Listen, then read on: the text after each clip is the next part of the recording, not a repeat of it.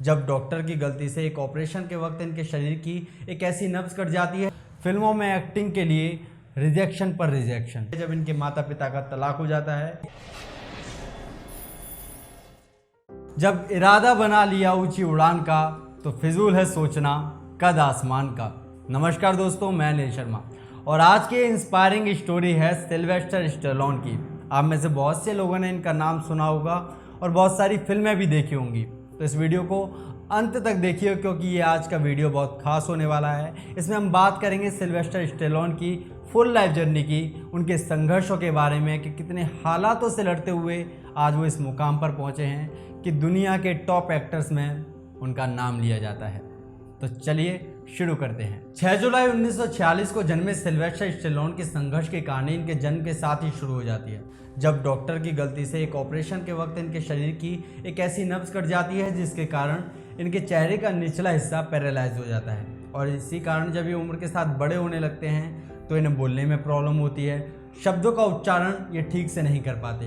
अगर आज भी इनके चेहरे को हम ध्यान से देखें तो चेहरे का वो अंतर साफ पता लगता है। और इसी कारण स्कूल में भी बच्चे इनका मजाक बनाते, इनके बोलने के तरीके पर हंसते। सिल्वेस्टर कहते हैं कि मेरा बचपन बड़ा उदासी और खामोशी में बीता। और रही बची खुशी सिल्वेस्टर की तब छिन जाती है जब इनके माता पिता का तलाक हो जाता है और सिल्वेस्टर से उनकी माता का प्यार उनसे छिन जाता है। सोचिए क्या बीतेगी उस 11 साल के बच्चे के मन पर जब बिना उसकी किसी गलती के उसे इतना बड़ा भुगतान करना पड़ता है। और कितना मुश्किल होता होगा उन सभी बच्चों के लिए जिनके माता पिता आपसी मतभेद के कारण अलग हो जाते हैं और इसका भुगतान उनके बच्चों को करना पड़ता है। इतनी कम उम्र में इतनी सारी परेशानियों का छोटे से सिल्वेस्टर पर प्रभाव ये पड़ा कि वो अब अपनी पढ़ाई पर फोकस नहीं कर पा रहे थे और इसी कारण कई स्कूल से उन्हें रिजेक्ट कर दिया गया। सिल्वेस्टर जब कॉलेज में आए तो इनका रुझान एक्टिंग की तरफ बढ़ा और इन्होंने डिसाइड कर लिया कि इन्हें एक्टर ही बनना है। और इसलिए अपने कॉलेज की पढ़ाई को बीच में ही छोड़ इन्होंने पूरा फोकस एक्टिंग पर लगा दिया। और अब ये जगह जगह ऑडिशंस देने लगे, मगर इन्हें हर जगह से रिजेक्शंस मिलते और इन्हें ये कहकर रिजेक्ट कर दिया जाता कि तुम दिखने में बड़े अजीब हो और ठीक से बोल तो पाते नहीं, तो एक्टिंग क्या करोगे। और इसी बीच इनके पिता ने इन्हें घर से निकाल दिया और अब सिल्वेस्टर बेघर हो चुके थे। तो इन्होंने सोचा कि पहले कुछ पैसे जोड़ लिए जाएं और फिर फिल्मों में ट्राई करेंगे। और इन्होंने ऐसा ही किया। पहले काम तलाशा और इन्हें एक सर्कस में काम मिला। सर्कस में इनका काम था जानवरों को नहलाना, उन्हें खाना खिलाना और इसी तरह के कई छोटे बड़े काम। मगर जल्द ही सिल्वेस्टर को इस काम से भी ऊबन होने लगी और इन्होंने डिसाइड कर लिया कि आज के बाद ऐसा कोई काम नहीं करेंगे। और इसी बीच सिल्वेस्टर की शादी भी हो गई और शादी के साथ बढ़ गई घर की जिम्मेदारियाँ, रूम का रेंट, परिवार का खर्चा और वो सारे खर्चे जो आमतौर पर सभी घरों में होते हैं।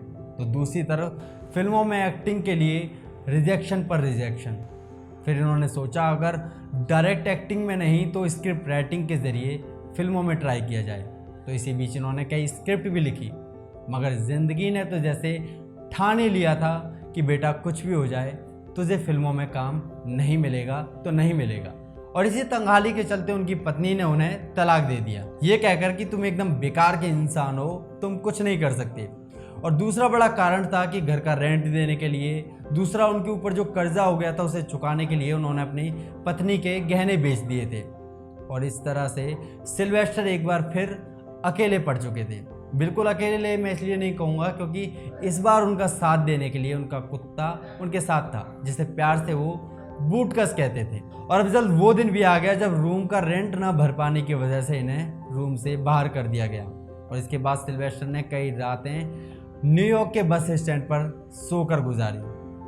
कहते हैं कि जानवर बड़ा वफादार होता है, वो अपने मालिक को कभी धोखा नहीं देता। और ये बात सिल्वेस्टर के डॉग ने प्रूव भी कर दी जब अपने मालिक को भूखा देखकर अपने मुंह में एक ब्रेड का पैकेट दबाए वो सिल्वेस्टर के सामने रख देता है। और आज कभी न रोने वाले सिल्वेस्टर की आंखों में भी आंसू थे।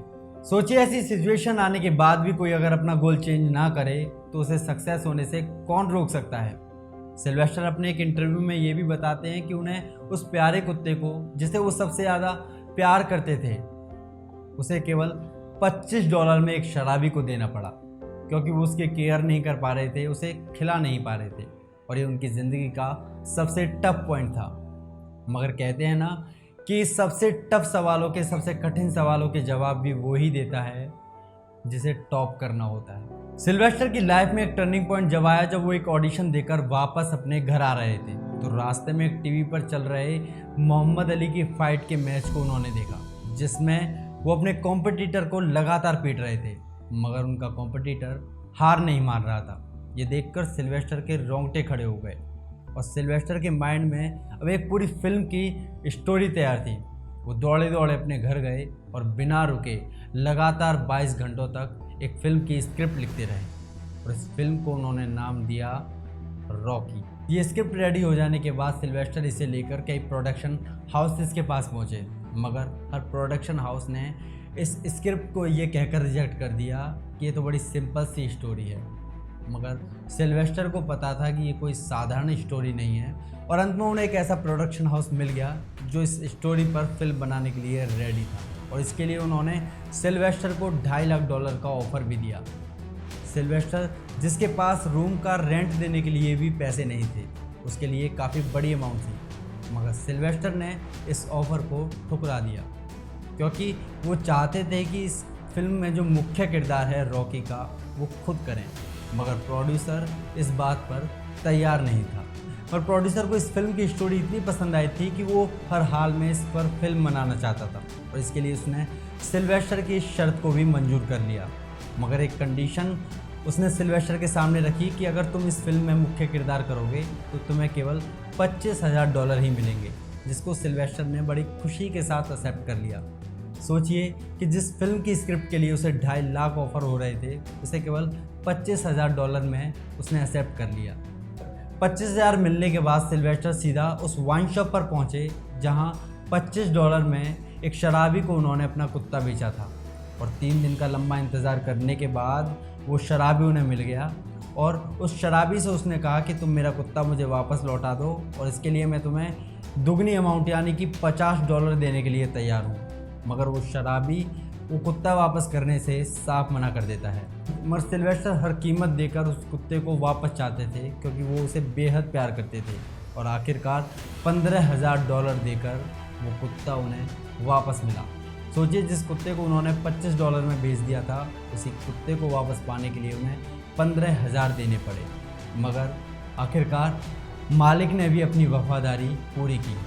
इस कुत्ते को आप रॉकी फिल्म में भी देख सकते हैं और आखिरकार फिल्म रॉकी बनी और इस फिल्म ने बॉक्स ऑफिस पर कमाई के पिछले कई रिकॉर्ड तोड़ दिए और इस फिल्म को ऑस्कर अवार्ड से सम्मानित किया गया। और इसके अलावा इस फिल्म को उस साल की best picture, best director, best film editing और इसके अलावा बहुत सारे अवार्ड मिले और इसके बाद सिल्वेस्टर ने कभी पीछे मुड़कर नहीं देखा और आज उनका नाम दुनिया के बेस्ट एक्टर्स में लिया जाता है।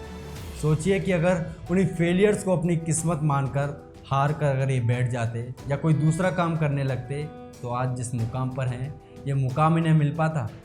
और इसलिए कहा भी जाता है कि न संघर्ष न तकलीफ तो क्या मज़ा है जीने में। अरे बड़े बड़े तूफान भी थम जाते हैं जब आग लगी हो सीने में। अगर सिल्वेस्टर स्टेलोन की इंस्पायरिंग स्टोरी अगर आपको अच्छी लगी हो तो इस वीडियो को लाइक करें, चैनल को सब्सक्राइब करें। Thank you.